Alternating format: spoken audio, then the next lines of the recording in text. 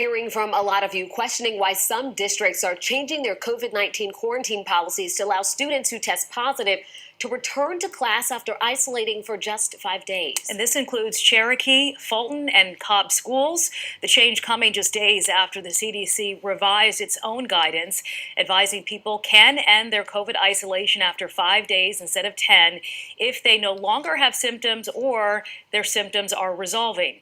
The CDC pointing to the science, saying the data shows transmission occurs early in the course of infection.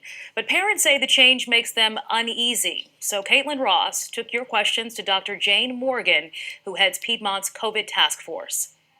The new CDC guidance has really confused a lot of people, especially parents sending their kids back to school. So, Dr. Morgan, how do you read their new advice? And why they will not commit to a specific regimen. You test at 5 days. If you're positive, you follow X. If you're negative, you follow Y. And why there's this waffling, I'm not certain if it's related to the availability of tests. The one caveat, even once isolation ends, the CDC still advises you to wear a mask through day 10. You are being asked to quarantine for 5 days.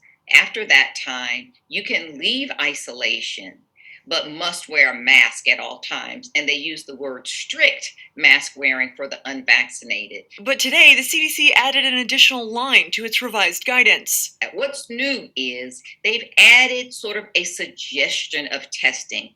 If you want to, you can test after you have isolated for 5 days. And if that test is positive, you are asked to continue to isolate for another 5 days. If it is negative, then you can exit isolation. And that's not just for students, that's for anyone who tests positive. This covers all American citizens, whether you are a child or an adolescent or an adult or elderly. If you test positive, these are the CDC requirements. So that includes people who work for school systems, people who work for fire stations, people who work for airlines, wherever you work. These are the guidelines that are being followed.